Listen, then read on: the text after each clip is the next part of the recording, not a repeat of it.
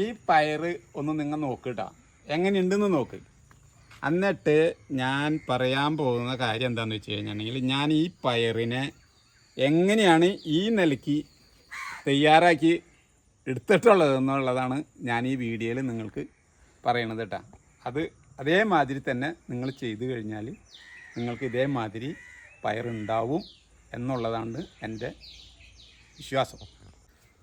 ഇപ്പം ഞാൻ ഇന്ന് 2-3 തരം പയർ നമ്മുടെ വീട്ടാവശ്യത്തിന് കുറച്ചേശ് ചെയ്തിട്ടുള്ളൂടാ. അപ്പോൾ ആ വീട്ടിലെ ആവശ്യത്തിന് വേണ്ടി മാത്രം. അപ്പോൾ അതിൻ്റെ ഞാൻ നട്ടപ്പോൾ വിട്ട സമയത്ത് കുറച്ച് ചാരം വെതിരിയാണ് കിട്ടുന്നത്. ആകപ്പാടെ ഞാൻ ഇപ്പോൾ ചാരമാണ് കൊടുക്കാറുള്ളത്. അപ്പോൾ ഒന്നും കൂടി ചാരം കൊടുക്കാമെന്ന് വെച്ചിട്ടാണ്. അപ്പോൾ അതൊന്നും നിങ്ങളെ ഞാൻ കാണിക്കട്ടെ ചാരം എങ്ങനെ ഇടുന്നുണ്ട്. ഈ പയർ എന്താണെന്ന് വെച്ച് കഴിഞ്ഞാൽ ഞാൻ നമ്മുടെ വീട്ടിലേക്ക് കറി വയ്ക്കാൻ കൊണ്ടുവന്ന് ഒരു തിരുകോളം പയറെടുത്ത് ഞാൻ കൊണ്ടിട്ടിട്ടുണ്ടായിരുന്നതാണ്. പിന്നെ അത് തന്നെ ഇതിനാണ് കൂടുതൽ ഐറ്റ് വരില്ല.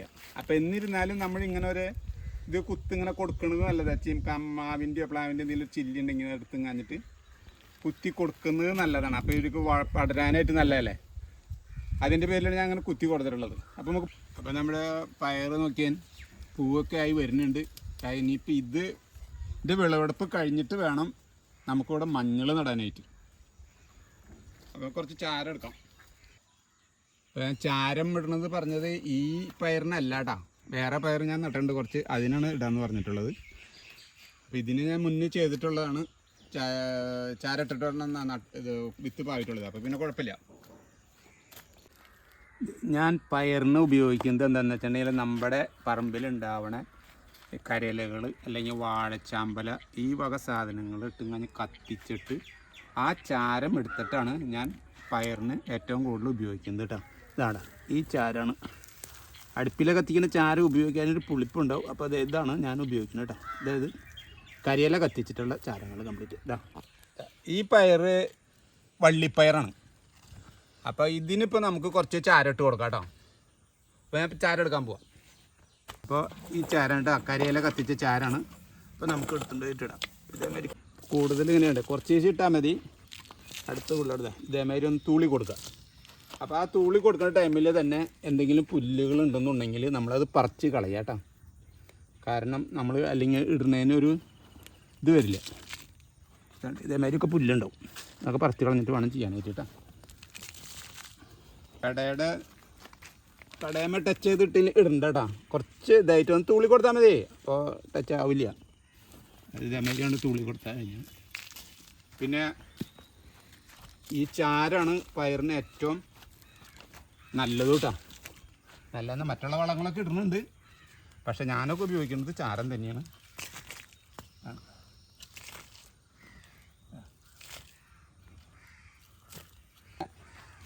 എന്താണെന്ന് വെച്ചാൽ ഇതേമാതിരി ചാരം ഇടുമ്പോൾ ഇതിന് ഇനി മണ്ണ് നമുക്ക് ഇടേണ്ട ആവശ്യം വരുന്നില്ല. ഇടണമെങ്കിൽ വെറുതെ ഒന്ന് തൂളി കൊടുക്കാമെന്ന് മാത്രമേ ഉള്ളൂ. അങ്ങനെ ചെയ്യണമെന്ന് കുഴപ്പമൊന്നുമില്ല.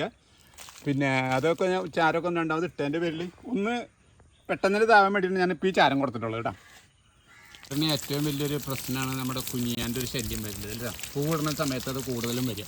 അപ്പോൾ അങ്ങനെ വരുന്ന സമയത്ത് ഞാൻ ചെയ്യാറുള്ളത് എന്താണെന്ന് വെച്ച് കഴിഞ്ഞിട്ടുണ്ടെങ്കിൽ ഇങ്ങനെ വെള്ളം ഒന്ന് വെറുതെ ഒന്ന് സ്പ്രേ ചെയ്ത് കൊടുക്കും. പൈപ്പ് എടുത്ത് ഇങ്ങനെ ചെയ്ത് കൊടുത്തു കഴിഞ്ഞാൽ അതൊക്കെ ഒന്ന് പോയി കിട്ടും. അങ്ങനെയാണ് ഞാൻ ചെയ്യുന്നത് കേട്ടോ. ഇനി ഞാനേ അതേമാതിരി കൃഷി ചെയ്തിട്ട് ഞാൻ നോക്കണ മാതിരി ചെയ്തിട്ട് ഉണ്ടായി നിൽക്കണ പയറിനെ ഞാൻ കാണിച്ചു തരാം കേട്ടോ നിങ്ങൾക്ക്.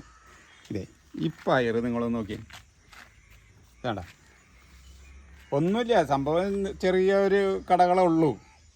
എന്നിരുന്നാലും നമുക്ക് വീട്ടിലേക്ക് നല്ല രീതിയിൽ തന്നെ കറി വയ്ക്കാനായിട്ട് കിട്ടുന്നുണ്ട്. ഇപ്പോൾ ഇതായി വരുന്നുള്ളൂ കേട്ടോ. ഇത് നോക്കി, നല്ല പയറുകളല്ലേ. അപ്പോൾ ചാരാണ് ഇതിന് ഏറ്റവും നല്ലതും.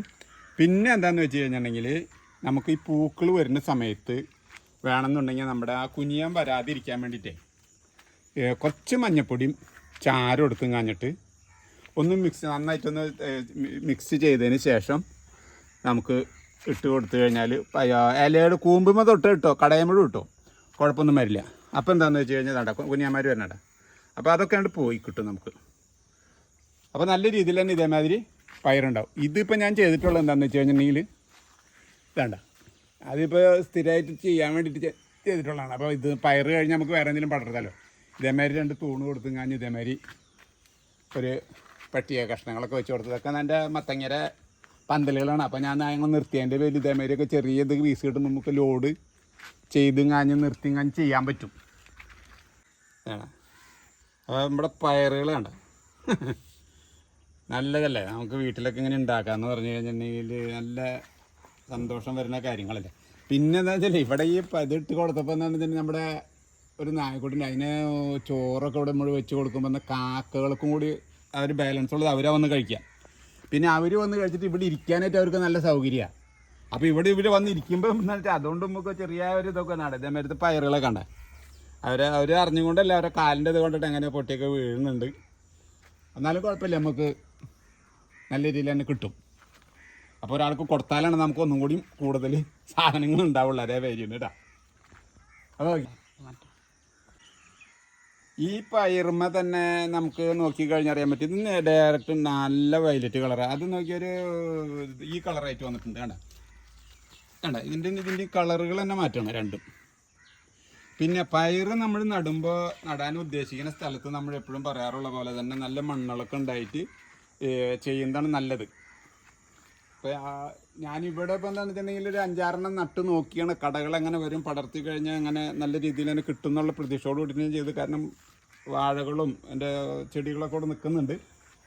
അപ്പോൾ അതിൻ്റെ പേരിലാണ് ഞാൻ അങ്ങനെ ചെയ്തത്. എനിക്ക് കുഴപ്പമില്ലാണ്ട് തന്നെ നല്ല ഇതിലാണ്. അപ്പോൾ ഇനി നമുക്ക് ഇങ്ങനെ തന്നെ നല്ല രീതിയിൽ ചെയ്യും. ഞാൻ മുമ്പെന്ന് വെച്ച് കഴിഞ്ഞിട്ടുണ്ടെങ്കിൽ ഈ മാവിൻ്റെ പ്ലാവിൻ്റെ ഇതുകൾ തന്നെ കുത്തി കൊടുക്കാറുള്ളത്. പക്ഷേ ഇവിടെ സ്ഥലത്തിൻ്റെ കുറച്ച് പരിമിതി ഉണ്ട്. അപ്പോൾ അതിൻ്റെ പേരിലാണ് ഞാൻ ഇങ്ങനെ ചെയ്തത്. അപ്പോൾ നമുക്ക് ഇവിടെ അങ്ങനെ കാട് പിടിച്ച് കിടക്കാനും പാടില്ലല്ലോ.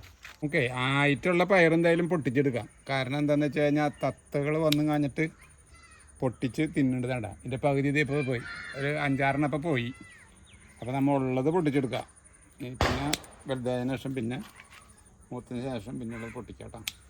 അല്ലെങ്കിൽ പിന്നെ അതും കിട്ടില്ല. നല്ല പയറുകളാണ്